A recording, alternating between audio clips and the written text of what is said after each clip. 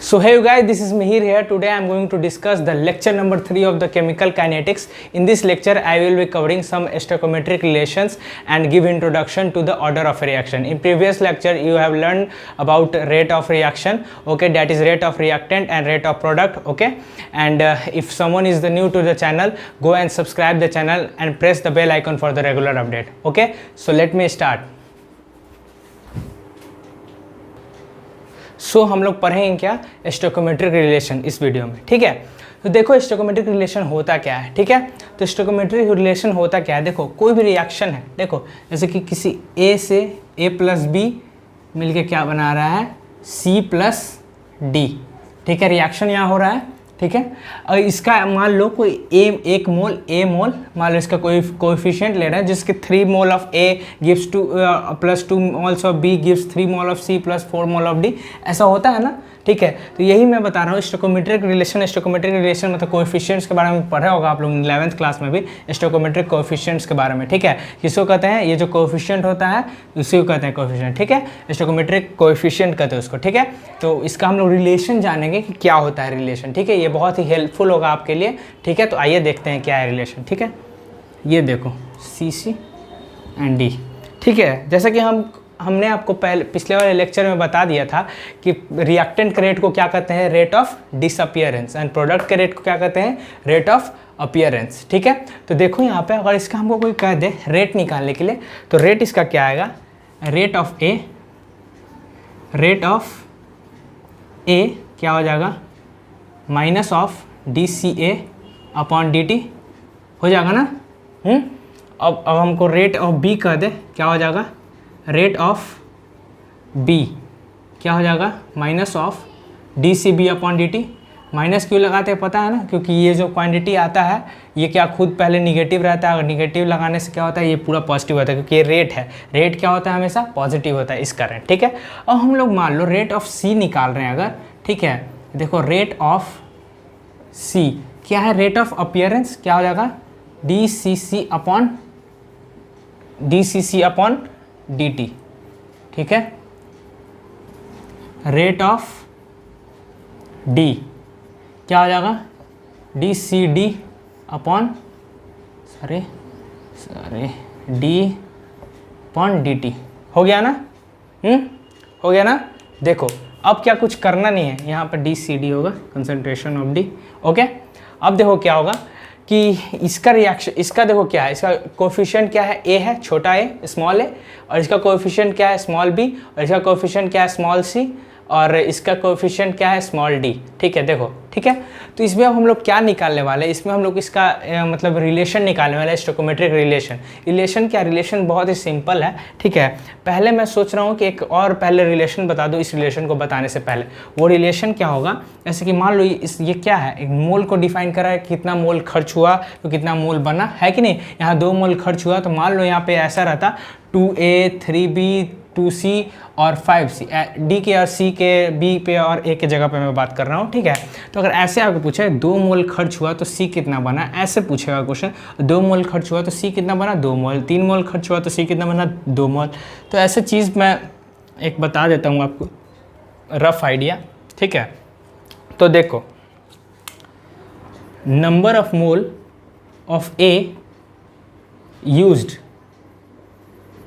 Upon coefficient of A is equal to number of mole of B used upon coefficient of B is equal to number of mole of C formed upon coefficient of C is equal to number of mole of D formed upon coefficient of D। ये हो गया आपका क्या, number of मोल के terms में relation, ठीक है। मैं रेट के टर्म में आपको रिलेशन बताने वाला हूँ, ठीक है। तो पहले आप इसको कॉपी कर लो, उसके बाद मैं रेट के टर्म में इसको बताने जा रहा हूँ, ठीक है। तो आई होप आप लोगों ने कॉपी कर लिया होगा, ठीक है। तो मैं सिर्फ इसे मिटा देता हूँ और इसे इरेज करने के बाद मैं आपको रेट का बताने वाला हूँ, ठीक है। स्टोइकोमेट्रिक रिलेशन देखो क्या है, आप इसको कॉपी कर लिए होंगे, इसे मैं मिटा देता हूँ, ठीक है। देखो मिटा देता हूँ मैं, ठीक है। अब देखो इसमें रेट का क्या, जैसे कि मोल का देखिए तुम लोग, मोल का क्या था, number of mole of A upon coefficient of A, number of mole of B upon coefficient of B, number of mole of C upon coefficient of C and number of mole of D upon coefficient of D था। ठीक है, तो rate में भी वही चीज़ है। ठीक है, देखो यहाँ पे रेट का बहुत ही यूज़ का चीज़ है। ठीक है, क्वेश्चंस में करवाऊंगा, इससे आपको पता चलेगा इसका यूज़ क्या है। ठीक है ना, वहाँ पे आप बहुत कंफ्यूज हो जाओगे। ठीक है ना, तो इसके लिए मैं बता रहा हूँ कि आप इसको बढ़िया से पढ़ो। ठीक है, देखो रेट ऑफ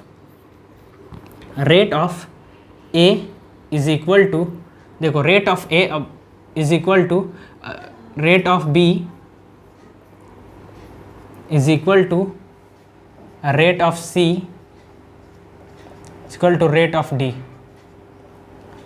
ये तो एक रेट का मैंने बता दिया। ठीक है, अब देखो इसका स्टोइकोमेट्रिक रिलेशन निकालना होगा हमें। तो देखो रिलेशन क्या है, rate of A upon coefficient of A, rate of B upon coefficient of B, rate of C upon coefficient of C, rate of D upon coefficient of D. है कि नहीं है? समझ रहे हो ना?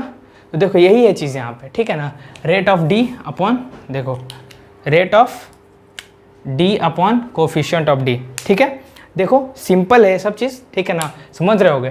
जैसे कि मैंने बताया था मोल वाले टर्म में कि number of mole of A used upon coefficient of A. ठीक है, number of mole of B used upon coefficient of B, number of mole of C formed upon coefficient of C and number of mole of D formed upon coefficient of D. ऐसे ही rate का भी एक relation है, इसको आप लोग याद कर लेंगे। ठीक है, सो इसको कॉपी करें जल्दी से।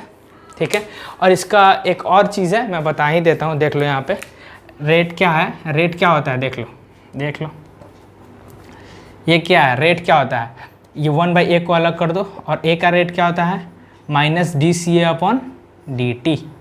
ठीक है, इज इक्वल टू क्या हो जाएगा, 1/b into minus of d c B upon d t. ये सब चीज़ें तो समझ में आ गया होगा कि माइनस क्यों लगा रहा है, minus d c upon d t, minus d c B upon d t, क्योंकि ये रेट ऑफ डिसअपियरेंस है। ठीक है, अब ये देखो 1/c into d c C upon d t is equal to 1/d into d c D upon d t. ठीक है, इसे भी आप लोग कॉपी कर लेंगे। ठीक है, सो बढ़ते हैं हम लोग आगे। ठीक है, पहले आप इसको कॉपी कर लें। सो अब एक स्पेशल केस डिस्कस कर लेते हैं स्टोइकोमेट्रिक रिलेशन का। ठीक है, जो आपने रिलेशन देखा, ठीक है, अगर हम उसी रिलेशन में उस जो स्टोइकोमेट्रिक कोएफिशिएंट्स था उसमें हम 5 से मल्टीप्लिकेशन कर दें तो क्या इफेक्ट पड़ता है, क्या इफेक्ट नहीं पड़ता है, ये आप मैं डिस्कस करने वाला हूँ। ठीक है, देखो क्या होता है, if you multiply with a number, किसी नंबर से इसको मल्टीप्लाई करते हैं। ठीक है, स्टोइकोमेट्रिक कोएफिशिएंट में। ठीक है, और नंबर से मल्टीप्लाई करते हैं तो देखो क्या हो रहा है, इंडिविजुअल रेट, एक बात आप लोग दिमाग में रख लो एकदम एग्जैक्ट। ठीक है, इंडिविजुअल रेट मल्टीप्लाई या डिवाइड किसी भी करने से चेंज नहीं होता है। ठीक है, बट ओवरऑल रेट चेंज करेगा, मैं बताता हूँ अभी। ठीक है, ओवरऑल रेट चेंज होता है। ठीक है, मल्टीप्लाई या डिवाइड के करने से। ठीक है, देखो यहाँ पे ये तो आप लोग देख रहे होगे, r A are B are C are D unchanged, individual rate और मल्टीप्लाइंग और dividing does not change. Individual rate जो होता है मल्टीप्लाई या डिवाइड करने पे चेंज नहीं होता है। ठीक है, अब देखो यहाँ पे आते हैं, ये तो समझ रहे होगे सब लोग। ठीक है, अब ये देखो, ये मेन फंडा है। ठीक है, जैसे मैंने बताया आपको कि ये जो आता है स्टोइकोमेट्रिक कोएफिशिएंट क्या हो जाएगा, उसका rate upon coefficient of A, rate of B upon coefficient of B, rate of C upon coefficient of C, rate of D upon coefficient of D. ठीक है, देखो ये रेट डैश मैंने लिखा है, रेट पहले का रेट याद करो, जिससे पहले मैंने मेन स्टोइकोमेट्रिक रिलेशन बताया, उसमें क्या था, आर ए, ये 5 हटा दो, R A upon A, are B upon B, are C upon C, are D upon D. ठीक है, तो वो क्या था, आर डी अपॉन डी। तो ये क्या, जो रेट जो आया, ये अभी जो रेट आया है, ये क्या है, जो इनिशियल रेट था, रेट नॉट अपॉन 5 है कि नहीं है। देखो देख लो जरा, एक बार देख लो, जो था पिछला रेट क्या था पिछला rate, R A upon A, are B upon B, are C upon C, are D upon D. इसमें क्या है, 5 से मल्टीप्लाई किया हम लोग कोएफिशिएंट में, तो क्या 5 5 5 5 सब में आ गया। ठीक है, तो जो रेट आया क्या है, 1/5 टाइम्स ऑफ इनिशियल रेट हो गया। ठीक है, तो क्या हो गया, तो यहाँ पे क्या किस में चेंज आया, इंडिविजुअल में तो नहीं चेंज हुआ, इंडिविजुअल तो कोई अनचेंज रह गया हमेशा की तरह। ठीक है, इंडिविजुअल में कोई फर्क नहीं पड़ा, जो था रेट वही रहेगा। ठीक है, लेकिन देखो आर ए अपॉन 5 ऐसे करने से उसको कोई फर्क ही नहीं पड़ा इंडिविजुअल रेट में। ठीक है, लेकिन फर्क किसको पड़ा, ओवरऑल रेट में। ठीक है, तो समझ रहे हो, एक नेक्स्ट केस डिस्कस करेंगे हम लोग, अगर हम लोग इसको डिवाइड करते किसी नंबर से। ठीक है, तो इफ देख लो सेकेंड केस, स्पेशल केस 2। ठीक है, इस हम लोग डिस्कस करेंगे if you divide with a number, ठीक है, देख लो, if you divide with a number, ठीक है, अगर हम 5 से मान लो 5 से डिवाइड कर देते हैं, ठीक है, तो ये जो a है वो क्या हो जाएगा, a/5 हो जाएगा, और ये जो 5b है ये क्या हो जाएगा, b/5 हो जाएगा, और ये जो 5c ये क्या हो जाएगा, c/5 हो जाएगा। कोएफिशिएंट को डिवाइड कर रहे हैं, ठीक है, देखो d/5 हो जाएगा ना। अब यहाँ से देखो, अब इसमें भी क्या वही चीज़ है, इंडिविजुअल रेट कभी चेंज नहीं होने वाला है, ठीक है, मल्टीप्लाई करो या डिवाइड करो कोई फ़र्क नहीं पड़ने वाला है इंडिविजुअल रेट को, ठीक है। अब यहाँ पे देखो, अब इसको मैं मिटा देता हूँ, देखो इरेज कर रहा हूँ, नया तरीके से रेट लिख रहे हैं, ठीक है। अब देखो रेट को हम लोग लिखेंगे जब, तो RA/A/5 होगा, ठीक है, देखो आराम से देखो, ठीक है, देखो RA/A/5 होगा, तो A/5 तो क्या हो जाएगा, A5 ऊपर चला जाएगा, तो ऐसे लिख दूँ मैं ×5, कोई दिक्कत, ठीक है, तो ऐसे ही हो जाएगा RB/B/5, ठीक है, = RC/C/5 = RD/D/5, ठीक है। अब यहाँ से देखो, ठीक है, अब यहाँ से ये चीज़ देखो कि ये जो आ रहा है रिलेशन, स्टोइकोमेट्रिक रिलेशन जो ये आ रहा है, ये क्या है, इनिशियल रेट के, ये क्या है, देखो ये कौन सा रेट हो गया, ये हो गया rate double dash, rate dash में क्या था, मल्टीप्लाई किया था उसका रिजल्ट था वो, ठीक है, ये हो गया rate double dash. Rate double dash क्या हो गया, किसके के मतलब कि इसके रिलेशन निकाले इनिशियल रेट से, तो ये क्या हो जाएगा, rate not 5 times of rate not, ठीक है। तो क्या पता चला हमको, अगर हम लोगों ने मल्टीप्लाई किया था तो रेट नॉट अपॉन 5 हो गया था, और इनिशियल रेट अपॉन 5, और हम लोगों ने डिवाइड किया तो क्या इनिशियल रेट से 5 मल्टीप्लाई हो गया। तो ये कुछ केसेस हैं जो आपको याद करना बहुत ही ज़रूरी था, ठीक है। तो आगे इसको कॉपी कर ले, पहले तो जल्दी से कॉपी करेंगे इसको, ठीक है, उसके बाद मैं एक बढ़िया सा क्वेश्चन डिस्कस करने वाला है, एक्सक्लूसिव क्वेश्चन, ठीक है, जल्दी से कॉपी करो।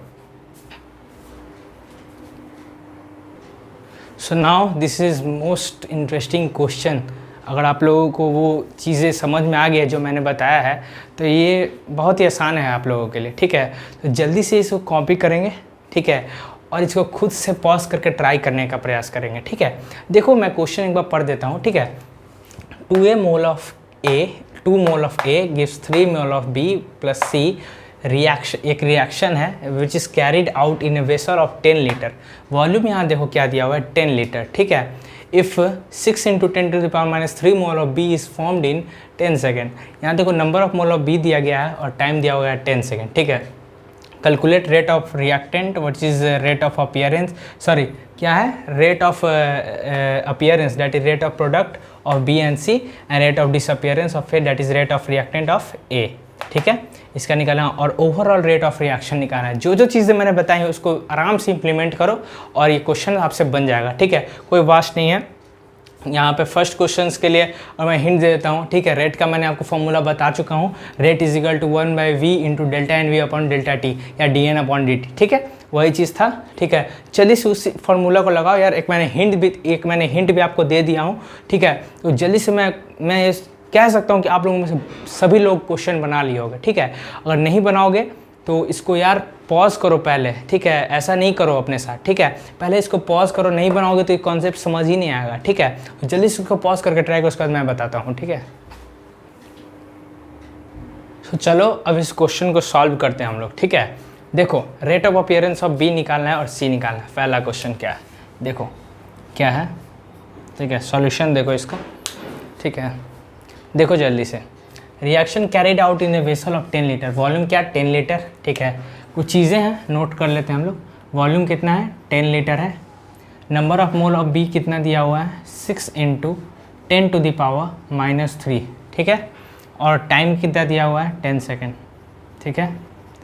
ये क्लियर दिख रहा है यार, क्लियर दिख रहा है रेट का फॉर्मूला, ठीक है। यहाँ से देखो रेट ऑफ B हम लोग अगर निकालें, rate of B = 1/v × ΔNB number of mole of B upon ΔT, ठीक है। या dN/dt का फॉर्मूला बताया था ना मैंने आपको लगता है फर्स्ट लेक्चर में मैंने आपको ये चीज़ डिस्कस की थी, रेट का फॉर्मूला 1/v × dN/dt, ठीक है। ΔNB अपॉन ΔT भी होता है, ठीक है। तो यहाँ देखो क्या हो जाएगा 1/v into delta N B upon delta T. तो देखो यहाँ वॉल्यूम क्या हो गया 1/10, वॉल्यूम क्या था यहाँ पे 10 लीटर, तो 10 आ गया वॉल्यूम की जगह पे।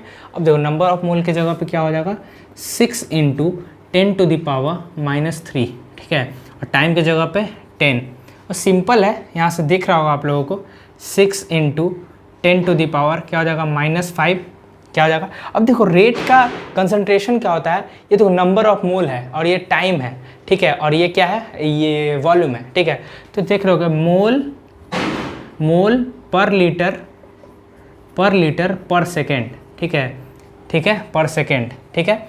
अब मोल पर लीटर को हम लोग क्या कहते हैं नंबर ऑफ, आपको पता है मोलैरिटी का फॉर्मूला क्या होता है, number of mole upon volume होता है ना। तो molarity is equal to molar, लिख सकते हो 1 molar is equal to 1 mole per litre, है कि नहीं है। तो इसको हम लोग ऐसे भी तो लिख सकते हैं, देखो रेट ऑफ बी ऐसे कर लेते हैं हम लोग, रेट ऑफ, देख लो हो गया। अब यहाँ से देखो सॉल्व करते हैं हम लोग, एक पेज में सॉल्व करोगे, एक पेज मतलब एक जगह पे सॉल्व करोगे, आप लोगों को अच्छे से देखने में भी, बार बार कॉपी करोगे इधर उधर फिर तो आपका समझ नहीं आएगा ठीक है। देख लो इधर जल्दी से ठीक है। अब यहाँ देखो आर बी क्या आ गया आपका 6 इंटू 10⁻⁵ मोलर पर सेकेंड। मोलर पर सेकेंड कहने से मेरा किसी को कोई प्रॉब्लम नहीं होना चाहिए, मैंने बता दिया कि मोलर क्या होता है 1 मोल अपॉन 1 लीटर ठीक है। तो 1 मोल पर लीटर ठीक है, क्या होता है 1 मोलर हो जाता है ठीक है, मोलैरिटी का कॉन्सेप्ट ठीक है।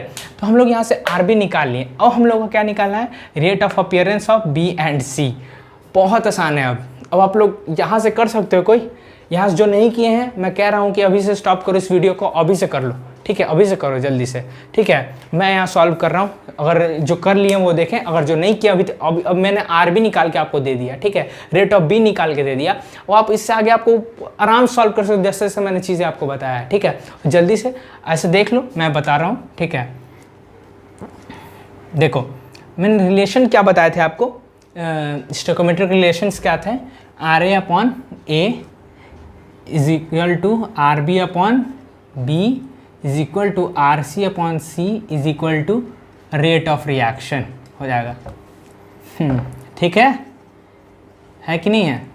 अब देखो यहाँ से अब क्या है करना, आप लोग खुद समझ रहे हो, जिन्होंने ये जिसके दिमाग में ये क्लिक नहीं किया होगा, अब वहाँ से अब सॉल्व करना कुछ बचा ही नहीं क्वेश्चन में, सब सारे चीज़ें मैंने यही रिएक्शन करवा देगा मुझे ठीक है ना। तो अब कुछ करना ही नहीं था, बस देख रहे हो इसका मतलब क्या है, इंपॉर्टेंस क्या था, इसलिए मैंने ये क्वेश्चन करवाया है ठीक है। तो देखो यहाँ से अब हम लोग को निकालना क्या, आर सी निकालना है आर बी के बाद ठीक है। तो यहाँ देखो आर सी निकालने के लिए हम लोग क्या कर देंगे, दो रिलेशन कंपेयर कर देते हैं। तो अभी हम लोग को आर बी का पता है rate, R B upon B is equal to R C upon C. देखो यहाँ से क्या हो जाएगा, आर बी क्या है, आर बी कितना है 6 इंटू 10⁻⁵, इसका कोफिशिएंट देखो 3 ठीक है, is equal to R C, हम लोग को रेट ऑफ सी निकालना है, rate of appearance of C निकालना है, अपॉन देखो इसका कोफिशिएंट क्या है 1। सिंपली यहाँ से क्या निकल जाएगा, R C is equal to, ये कट जाएगा 2 टाइम्स, तो 2 इंटू 10⁻⁵ मोलर पर सेकेंड ठीक है ना। तो ये हो गया आपका रेट ऑफ सी, ये हो गया rate of appearance of B and rate of appearance of C. तो जल्दी से इसको कॉपी करो, फिर मैं इन दोनों को डिस्कस करता हूँ जल्दी। So now I am going to discuss the second part of the question, that is rate of disappearance of A को हम लोग कैलकुलेट करेंगे ठीक है। तो देखो जल्दी से रेट ऑफ डिसअपीयरेंस ऑफ ए क्या हो जाएगा ठीक है, सिंपल है, आर ए अपॉन ए हम लोग को बस हम ए पता है, आर ए हम लोग को यहाँ से ये दोनों चीज़ें हम लोग को पता है ठीक है। तो सिंपली हम लोग यहाँ से निकाल सकते हैं, देख लो R A upon A is equal to, किसी एक को ले लो, आर सी अपॉन सी हम ले लेते हैं, आर बी अपॉन बी कुछ भी ले सकते थे ठीक है। तो यहाँ से क्या हो जाएगा, R A is equal to A by C into R C ठीक है, वैल्यूज़ पुट कर दो यहाँ पर ठीक है। तो आर ए हम लोगों को जब निकालना है ठीक है, R A is equal to A का वैल्यू क्या है 2, सी का वैल्यू क्या है 1 इंटू आर सी ठीक, आर सी क्या है 2 इंटू 10⁻⁵, क्या हो जाएगा आर ए 4 इंटू 10⁻⁵ मोलर पर सेकेंड ठीक है।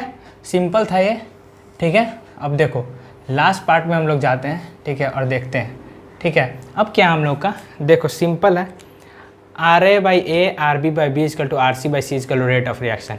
आर ए निकल गया, आर बी निकल गया, आर सी निकल गया, किसी भी एक से इक्वेट कर दो, आपका रेट ऑफ रिएक्शन निकल जाए। क्या हम सिंपली सबसे आसान होगा सी से, क्योंकि एक सी का कोफिशिएंट क्या है 1 है, तो सी से कर लो इसको, ठीक है। तो R C upon C is equal to, देख लो थर्ड पार्ट है, ठीक है, इसको second part, R C upon C is equal to rate of reaction, rate of reaction. तो लोग सिंपली क्या लिख देंगे, देखो rate of reaction, rate of reaction is equal to R C क्या है 2 × 10⁻⁻5 मोलर पर सेकेंड। तो यही आपका हो गया रेट ऑफ रिएक्शन। कोफिशिएंट तो सी का 1 है, ठीक है, तो कोई रखने का ज़रूरत नहीं है। तो ठीक है, ये हो गया आपका रेट ऑफ रिएक्शन, पूरे रिएक्शन का रेट। तो ठीक है, तो मैंने आज के लेक्चर में आपको स्टोइकोमेट्रिक रिलेशन डिस्कस किए और उसके क्वेश्चन डिस्कस किए। इंटरेस्टिंग क्वेश्चन था जिसको करने के बाद आई होप कि आप लोगों को कहीं प्रॉब्लम नहीं होने वाला है, ठीक है। तो आज मैंने सोचा था कि इस लेक्चर में ऑर्डर डिस्कस करूंगा, बट ये लेक्चर काफ़ी लंबा हो चुका है अभी तक ही, ठीक है। तो सोच रहा हूँ मैं प्रोबेबली कि ये नेक्स्ट लेक्चर में इसे डिस्कस करूँगा, ठीक है। So meet you in the next lecture, all the very best.